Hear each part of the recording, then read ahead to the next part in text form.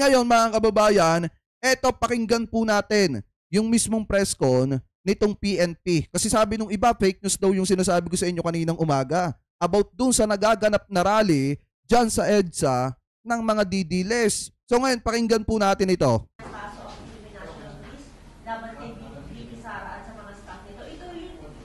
Pakinggan natin ha.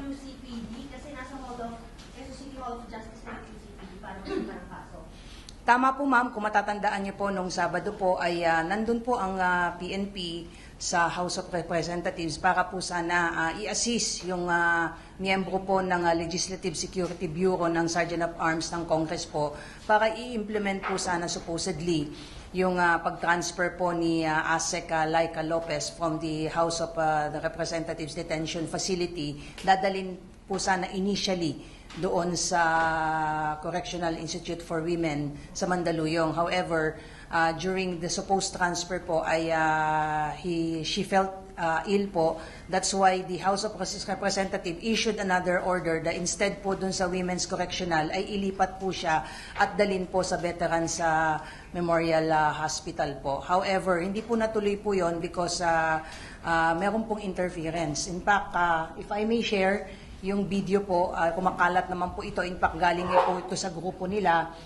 Yung mismong head po ng security po ni BP Sara ay tinulak yung pulis po natin. At hindi po ito ordinaryong pulis. Siya po ay doktor.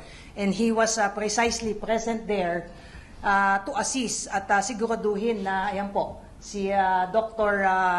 Jason Villamor po, police po siya na naka-assign po sa QCPD. He was specifically instructed to assist po the patient. At dalhin po siya personally po doon sa Veterans Hospital. Nakakagigil yung drama nila dito mga kababayan. Diba? Siguro tutulong lang itong si Colonel Villamor. Kaso nga lang, minasama pa yung kanyang pagtulong at siya pa yung mismong pinapagalitan itong si Sara. Kaya nga mga kababayan, nung nangangatuwiran, etong si Colonel Villamor, di ba sumigaw yung mga taga-suporta ni Sara na wag daw pong sagutin etong si Sara at erespeto daw po kasi Vice President daw mga kababayan. Vice President daw ng Republika ng Pilipinas. Paano ba naman irerespeto mga kababayan etong pagiging Vice President nitong si Sara kung hindi siya marunong rumispeto sa trabahong sinumpaan ng ating mga kapulisan nung araw na naandya dyan ng PNP. Di ba mga kababayan, na ginagampanan lang naman nila yung kanilang trabaho. Tapos gusto ninyo irespeto yung vice-presidente ninyo. Hindi nga marunong rumispeto ng trabaho ng PNP. Di ba ipagpatuloy pa natin? However, tinulak po siya ng mismong security po ni BP Sara, si Colonel Lachica, at we cannot let this pass.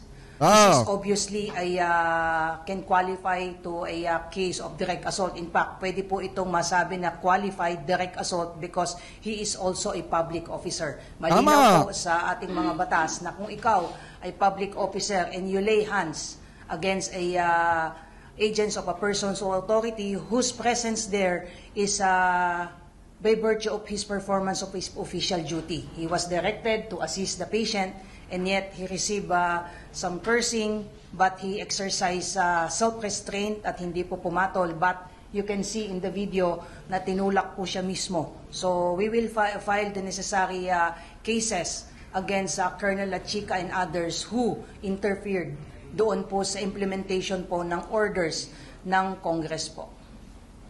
Ayan. Maliban po sa direct assault, ma'am, ay we are studying the possible cases aside from direct assault is yung pong violation po ng... Ay, shoutout sa lahat. Thank you sa mga nakatutok ha. Pagpatuloy pa natin.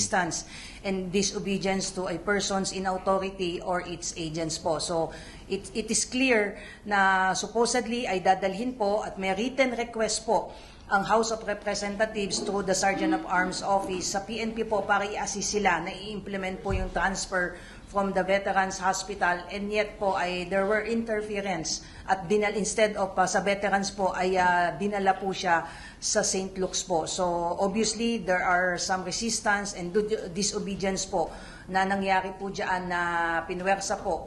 Forced transfer po ang nangyari po dyan at corresponding criminal cases are being prepared by the Criminal Investigation and Detection Group against Vice President Sara Duterte, her security escorts, and some of her staffs po. So ang PNP po ngayon ay dinodocument po lahat ito. May naka-body-worn cameras naman po yung ating mga pulis. This is precisely the reason po why our chief PNP... Saka hindi pwedeng pasinungalingan ni Sara Duterte yan, mga kababayan, kasi naka-documented yan at naka-video po yan. At yung video yon, napag-usapan na natin yan nung nakaraan, mga kababayan, kung gaano kabastos yang si Sara Duterte. Ano po, dahil nga mga kababayan, pinakailaman niya yung trabaho ng PNP at siya yung nasunod. Kaya nga mga kababayan, sinasabi natin ito nung nakaraan bawal na bawal talaga mag-practice ng kanilang propesyon ang isang member, mga kababayan, ng gabinete at politiko na may pinakamataas or pangalawa sa may pinakamataas na posisyon. Bakit? Kasi naiimpluwensyahan, mga kababayan, yung kanilang posisyon kapag ka nagpa-practice sila. At yan, kung makikita nyo naman doon sa pangyayari na kung saan pinapagalitan itong si Sara, mga kababayan, etong PNP, talagang gamit na gamit niya yung pagiging vice-presidente po niya, kaya siya ang nasunod ng mga panahong yon. Ano po na inililipat, etong si Atty. Lopez. Kasi nga mga kababayan, vice president siya. At ang tingin niya sa sarili niya, walang makakabangga sa kanya. Ano po ngayon, ipagpatuloy pa natin. PNP requested the Chief of Staff of the Armed Forces of the Philippines for the identities of all Vice President Security Protection Group personnel who were present during the said interference po. Ma'am, yung ambulansya na yun kanina, yun ba yung private na pinapuntahan? Yes, supposedly po ay again because of the assistance, meron pong written request ang House of Representatives. That is why nagpadala po ang PNP ng QCPD ambulance. Supposedly doon po isasakay si Asek Laika at si Dr. Jason Villamor po ang naatasang mag-assist. But however, hindi po nangyari yon because of interference at dinala po siya at sinakay po sa isang private ambulance na nirentahan po nila at yun nga, natuloy po sila sa St. Luke's.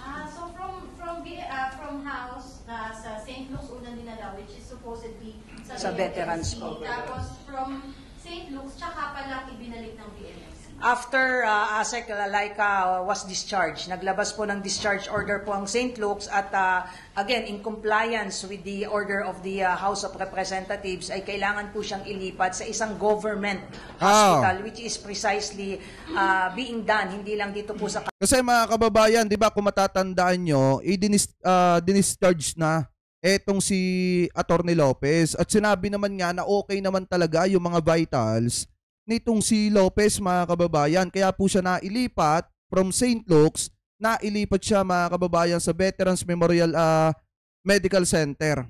Ano po, pakitama na lamang po ko kung ako po ay mali. Ngayon, kung titingnan nyo po, mga kababayan, hindi dapat sa St. Luke's ang diretsyo noon.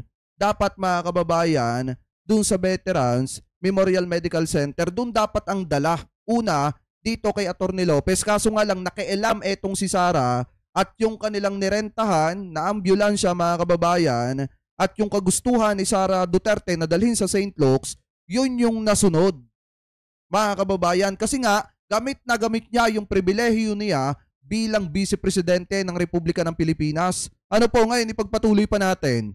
Kaso na ito na normally, hindi po tayo nagpapadala sa private hospital kundi sa government owned and controlled hospitals po. So yan po yung and if you may recall also that entails the appearance po ni General Torre because yung mga police po natin, junior officers po, were being ignored and disregarded po. That's precisely the reason why General Torre was seen the one reading the order issued by the House of Representatives for the transfer of Asek Laika Lopez from St. Luke's to Veterans Memorial Hospital po. So parang ang dating, mga kababayan, yung iba mga PNP hindi pinapansin nitong si Sara Duterte, mga kababayan. Kaya kinailangan etong si General Torre. At nung si General Torre na, mga kababayan, yung magbabasa ng paglipat nitong si Atty. Lopez, mga kababayan, dun sa Veterans Memorial Medical Center, Eh di ba kung makikita nyo, bumulong etong si Sara at sabi palapitin daw yung media. Tapos nung lumapit na yung media, kung matatandaan nyo mga kababayan, doon na nag-umpisa na mag-iiyak etong si Atty. Lopez at yumakap dito kay Sara. Ibig sabihin, sa madalit salita mga kababayan, kapag kabaguhan yung PNP hindi pinapansin nitong si Sara. Pero nung si General Torre na, mga kababayan, yung mismong dumating doon, nagpatawag si Sara, humiling na magpatawag ng media at doon mga kababayan nagsimula na lumambot etong si Sara dito kay General Torre. Ano po, at doon na nila isinagawa mga kababayan itong si Sara at ni Lopez yung drama kung saan habang nakatutok ang kamera ng media sa kanila para makakuha ng simpatya sa publiko. Ngayon ipagpatuloy pa natin. Agree ba na lalaki na tumulak dun sa PNP? Yes, tama. Scripted. Mga kababayan, scripted talaga yung ginawa nila. Yes, kung makikita nyo po doon sa sinare po natin na Pero siguro man kung we could run it back, tapos you could walk us through what happened. Sino sila Chika, sino si Colonel William Moore? Yeah. yung una. Ayan o. Si Oh. Dr. and Police Lieutenant Colonel Ivan Villamor trying to assist po the patient at itinulak po siya. Sino po yan? Si Colonel La Chica po. Ang bagman ni Sara. Charot. Yes po, siya po yung head po ng BPSPG po. Ay, Kuya Reynaldo, Hamili, ayan, mega love shoutout po ha. Yun ang qualified direct.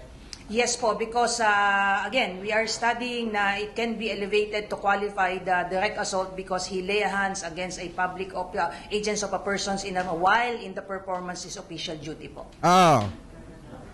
Ma'am, natuloy na ba ng PNP kung ilan lahat ang sasampalang kaso kasama sa PNP sa atin? We're still waiting po ma'am yung formal communication coming from the Armed Forces of the Philippines for the identities po. Our Chief PNP formally sent a letter to our Chief of Staff requesting for the names of those BP, SPG personnel who were on duty on that particular time po. Tama ma'am, ngayong araw sasampahan. Kasi nandun na sa...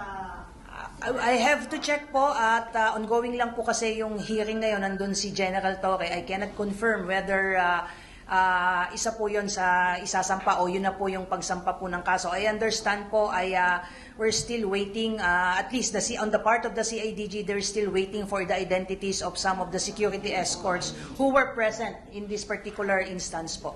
Ah. Yung QCPD nasa hall, Quezon City Hall of Justice na. So, possible, safe lang I have to check po ma'am. I have to check po muna after this po just to confirm whether or not kung yung pong presence po ng QCPD personnel sa Quezon City Hall is in relation to this case. Ay, shoutout kay Ma'am Chechera. Sino? Ay, shoutout ha. Yes po. Ma'am, tama po ba wala nang PNP contingent dun sa member ng PNP? I mean, wala nang police na nagsisecure kay VP Sara. Kasi dati, di ba? If you remember ma'am, last July, we recalled 75 PNP personnel detailed po sa Vice Presidential Security Protection Group because they were downloaded po sa NCRPO and we retain at least 31. However, these 31 PNP personnel detailed under BP SPD or Presidential Vice President Security Protection Division which is under the BPSPG ay underutilized po ito, hindi po ito nagamit, yung naiwan po ng 31. This is again prerogative of our Vice President. That's why they were recalled since underutilized. But yesterday po I understand meron po tayong pinadala additional na 24 PNCO, non-commissioned officer and 1 PCO, so total po ng 25 to complement po yung BPSPG po. Kita nyo ha, dinagdagan pa yung security nitong si Sara mga kababayan. Kaya pag nagreklamo pa yan na may banta na sa kanyang buhay, siya na ang nagbabanta sa kanyang buhay. 25, ito na yung magiging security ni BP at i-pull out na yung 345 from AFP. As to the pull-out po ng 300 plus AFP contingent po sa BPSPG, I think the best person to ask there is the representative from AFP. But on the part of the PNP, I can confirm that we sent 25 PNP personnel sa BPSBD, which is under the BPSPG, and the BPSPG is under PSC po. So yun ang kaya kong i-confirm.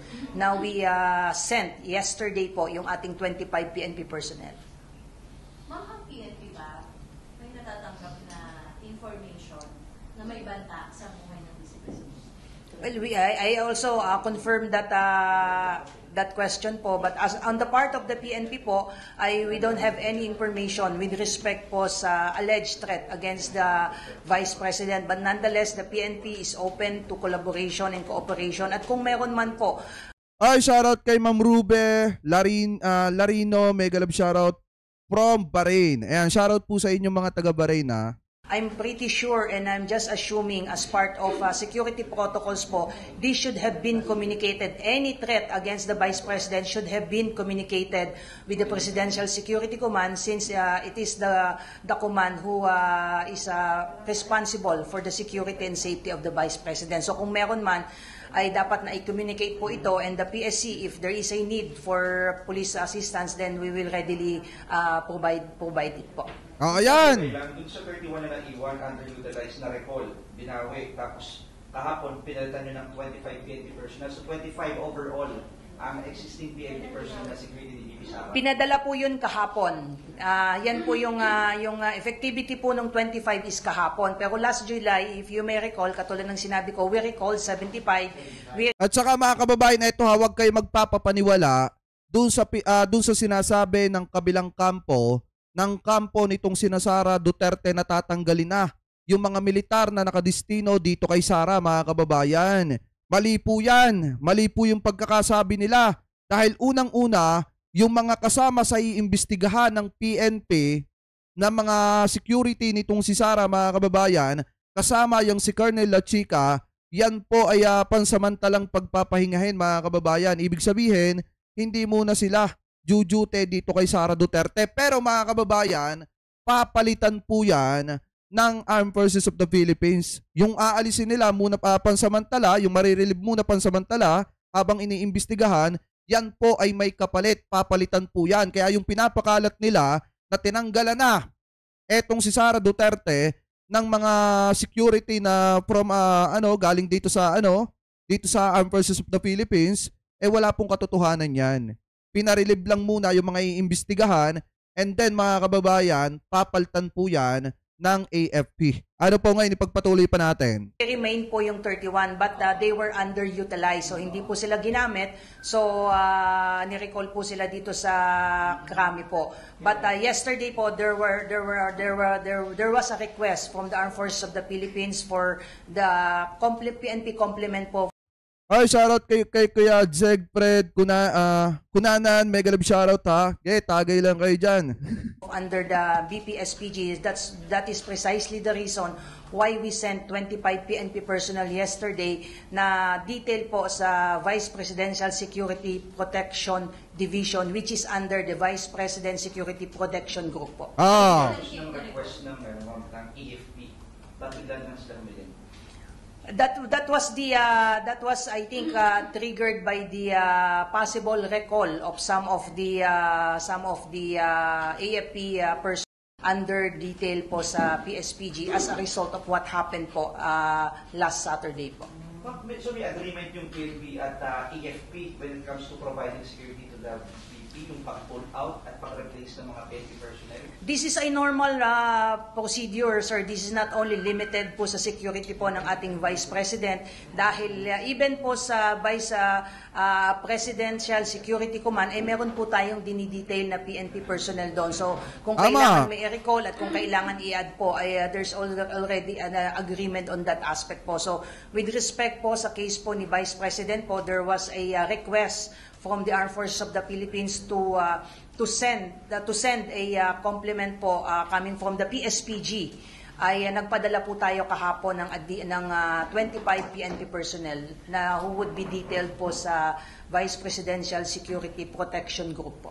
So ilan yung lahat ng PNP natin? 25 po, 25. 25 ha yung napadagdag sa security personnel nitong si Sara Duterte. Mga kababayan, kaya huwag kayong magpapapaniwala sa mga drama niyang si Fiona. Huwag kayong magpapapaniwala na may banta sa buhay niya. Yan o, dinagdagan ng 25 na PNP. 1 na PCO and 24 PNCO po. Yung 31 na nirecall, kailan po yun nirecall? Underutilized po sila, naiwan po sila noon nung pinull out po natin nung July po noon because they were downloaded. Kasama po yung 75 po na yun sa more than 400 na PSPG o yung police security personnel na pinull out ng PSPG at dinownload po sa NCRPO. So we retained the 31, however, they opted not to utilize it. So sayang naman po, sumusweldo po itong mga police po na ito and they were underutilized. So nirecall po sila dito sa Krami po and they were distributed po doon po sa mga nangangailangan po ng PSPs. But yesterday, there was a request coming from the Armed Forces of the Philippines. This is precisely the reason why we sent the 25 PNP personnel po. From which unit galing yun? PSPG po, PSPG. Ang yung 25 na yun, first time naman nila ma-assign doon sa That is, I have to check po. I have the names but I have to confirm po whether they are part of the previous 31 po o iba po ito. I have to check po. Shoutout kay Ma'am Hana Whitey ha, from Dipolog City. May galab shoutout po ha.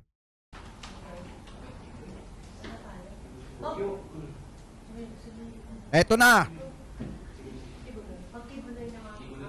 Yes ma'am, pursuant to a order issued by RTC Pasig today po, November 27 by 4 p.m., we expect na we will be transferring po the custody Abangan nyo, malapit na ha. Malapit na yung nadiskubre natin kaninang umaga. of Apolico Buloy to the Pasig City Jail News ako, pursuant ha. to the court order Sabi issued nyo, na ha. po. Ma'am, dadaan pa ba siya dito from North? Hindi na po, diretso na po siya. Kung matatandaan niyo po, nung mahuli po natin siya nung September 8, he was temporarily detained po dito po sa custodial facility to give way po doon sa order po ng court na mag-undergo po siya ng medical assessment because of the motion filed by their camp na requesting na ma-house arrest po siya or hospital arrest. That was denied by the courts, but however, the court ordered po the PNP to conduct a medical finding. So natapos na po yun, nakapag-comply na po tayo sa korte. But if you may recall, last November 8 hanggang November 16, he was given medical furlough po sa Heart Center po, and then ito po, may panibago po uling lumabas na order na hanggang today po ay dapat makabalik na po siya. So, Ma'am Mary Jane Flores, mega love shoutout from Hong Kong ha. Thank you po ha sa pag-subscribe. nung November 22 po ay nag-issue po ang korte ng RTC po ng Pasig para i-transfer po yung kanyang custody po. Dahil remember po, temporary lang naman po yung kanyang detention dito sa Krami. And since tapos na po yung medical assessment at nakapag-submit na po tayo ng compliance sa korte, so there is no more reason for him to stay po dito sa Krami po. At malinaw naman po yan na dapat po doon po siya at yung iba pa pong mga nakakasuhan na dapat nakakulong po sila sa BGMP pending po yung trial ng kanilang mga cases po. Kailan man ililipat si Kibuloy at possible po kung kailan? We expect po mamaya po, kausap ko po kanina si General Radel Ramos, so hindi na po I-next ko na ng konti mga kababayan kasi ito kay Kibulok eh. Ito yan. personally nag-ground. Ano ba yan? Spontaneous pa silang pumunta ron or may mga, ano ba napansin niyo? May mga vehicles ba na nagdala sa kanila doon? And so far, ano yung gagawing security operations na sa area? Just to provide you some updates lang muna before answering your question po. As of 10 a.m. po today, mga more or less na sa mga 100 po na mga tao po yung nagko-converge po doon sa likod po ng EDSA Shrine. And I understand they were allowed by the management of the EDSA Shrine, provided po na yung purpose po nila. Yung sinasabi nilang 1,000 daw na nagrarally doon, mga kababayan, doon sa may EDSA, yung sinasabi nilang 1,000 daw, walang 1,000, 100. Mga kababayan, hindi po 1,000. Nasa 100 daw yung tao lang doon.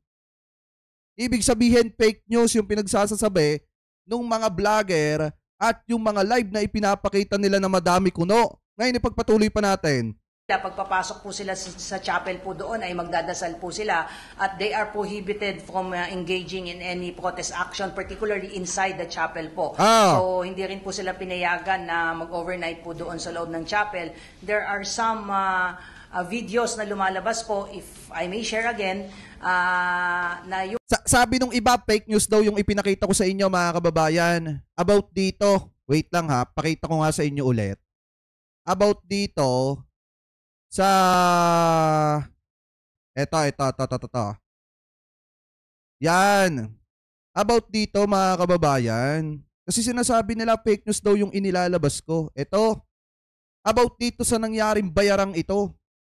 Ito na kung saan mga kababayan, iniskam pa ng mga organizer ng EDSA rally ng mga didiles, etong mga hinakot nilang tao. Nasaglip na 500 yung usapan, naging 200 na lang at yung mga tao daw na sumama dun sa rally, nagkandagutom dahil nahihirapan sila humingi ng pagkain dahil nagagalit daw yung mga organizer mga kababayan kapag ka nanghihingi sila ng pagkain. Ngayon, eto pagpatuloy pa natin.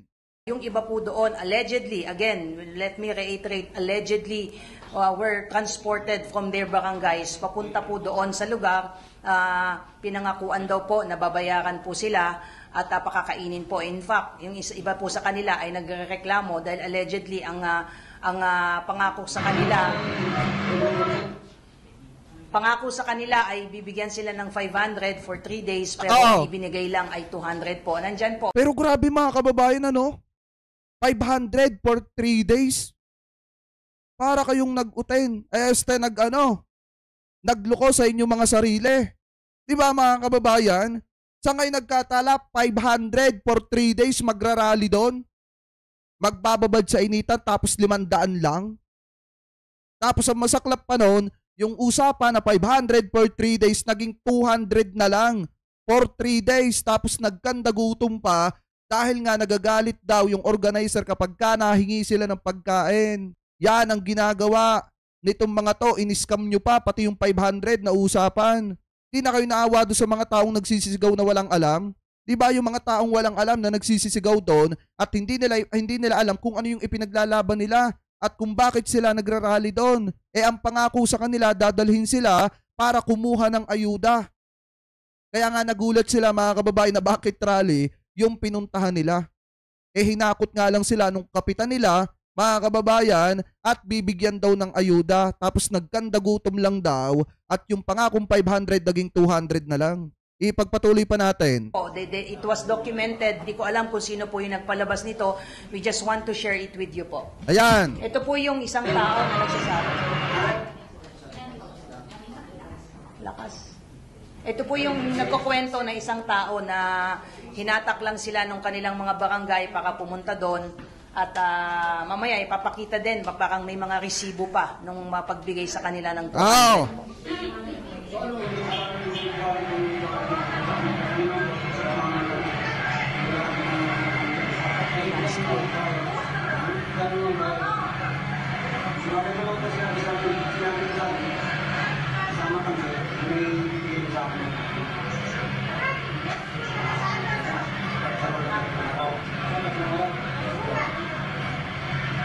Grabe no?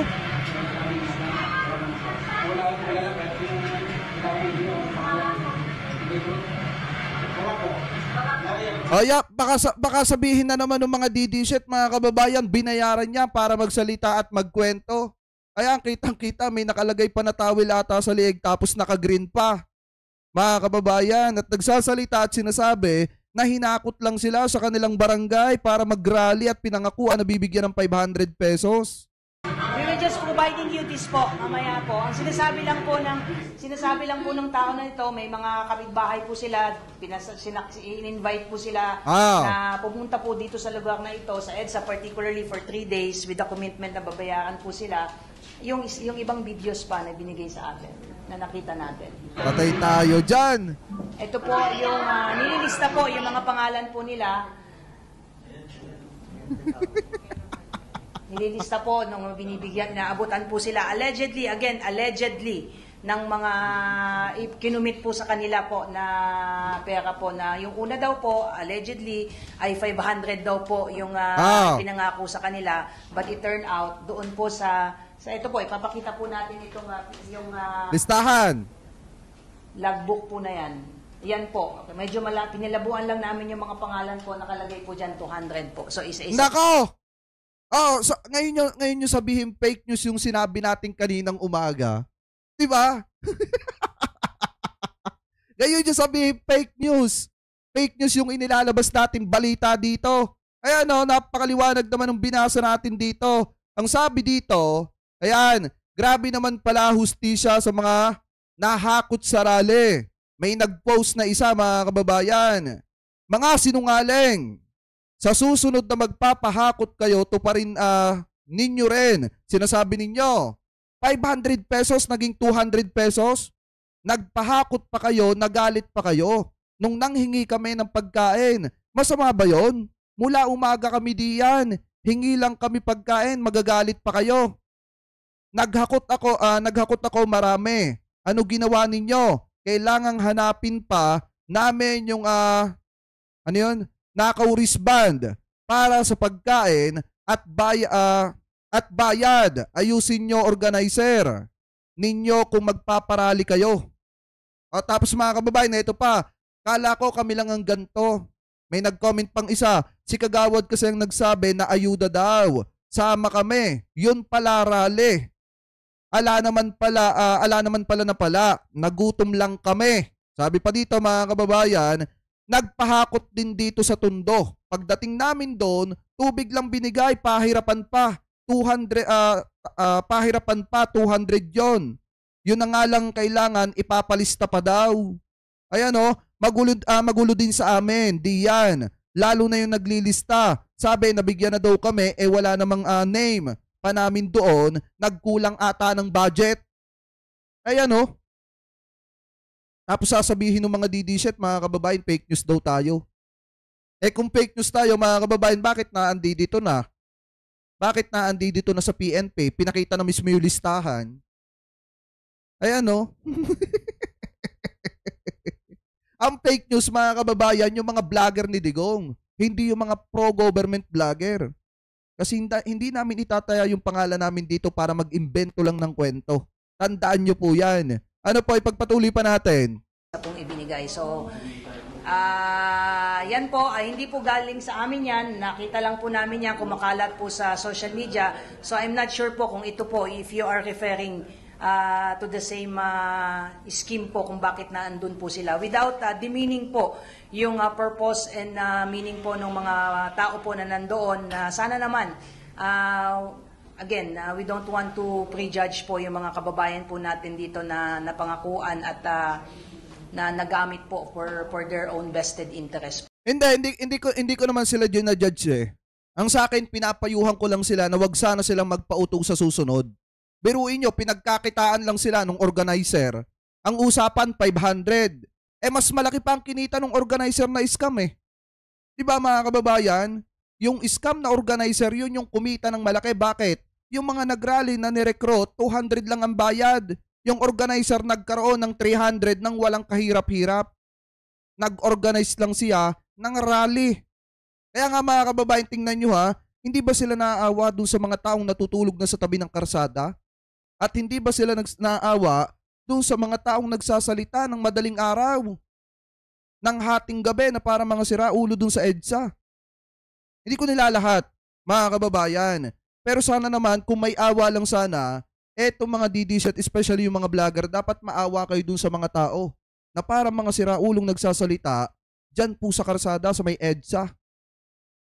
At dapat mga kababayan, maawa sila sa mga taong nagpakapuyat pa dyan, natulog dyan sa tabi ng karsada para makuha yung 500. Kaso nga lang sa kasamang palad, binulsa pa yung 300 pesos. Pinagkakitaan pa ng organizer. Diba? Ipagpatuloy pa natin. So, we're not sure if this is true. We're just sharing it because kumakalat po ito sa social media po. Ma'am, hindi po kami reaction dun sa sinabi ni Digong nung dating presidente nung nakaraan na ang mga kaayos ng unang gobyerno na ngayon ay ang pulis at ang militar. At hanggang So ito, ibang usapin na to mga kababayan. Pero ang maliwanag dyan, na gusto kong ipaintindi sa lahat, hindi porkit niyaya kayo, sasama na kayo. Hindi porkit sinabi na bibigyan kayo ng 500 para itaya ninyo ang mga sarili ninyo sa initan, magpapakahirap kayo ng matagal dyan, 3 araw, 500. Eh magaling pa, magtrabaho na lang kayo. Humanap na lang kayo ng matinong trabaho, kumita pa kayo. 'Di ba? At marangal pa, hindi yung sasama kayo para sirain ng gobyerno. Pangit yan. Kita nyo, nai-scam tuloy kayo. Pinagkakakitaan lang kayo ng mga organizer. Kasi ang nakikinabang lang, sa totoo lang mga kababayan, ang nakikinabang lang ng mga rallying yan ay walang iba kung hindi yung mga nagpaplano ng rally. Sila lang ang kumikita dyan. Yung mga hinahakot na isinasama at pinapangukuan ng bibigyan ng maliit na halaga, 500 sa loob ng 3 araw, napakaliit niyan mga kababayan. At mas lalong napakaliit yung 200 na lang kasi in-scam. Ito yung isang patunay mga kababayan, partida ay pinaglalaban nila dyan si Sara. Ito yung isang patunay na talagang kurap yung kanilang sinusuportahan. Bakit? Kasi namamana, nahahawa yung mga taong sumusuporta, na makita lang nila sa kanilang sarili na sila yung mag-o-organize mga kababayan, pag-iinteresan pa yung napakaliit na halaga. Ibig sabihin kung kurap yung nasa baba, siguro yun din yung nakikita nila sa taas. Ano po doon sa kanilang sinusuportahan. Ayan ang isang patunay kinurap yung 300, 200 lang ang ibinigay doon sa mga taong nagbilad sa initan. At napaus na yung iba kakasigaw doon ng kung ano-ano na hindi naman nila alam ang ipinaglalaban nila basta lang sumigaw. Diba mga kababayan? So ngayon, maliwanag naman na totoo talaga na may hakot system at may bayaran dyan po sa rallying yan na isinasagawa ng mga didilis. Ano po, magising na po sana yung iba mga kababayan natin na huwag kayo magpapabudol sa mga ganyang klase ng mga politiko.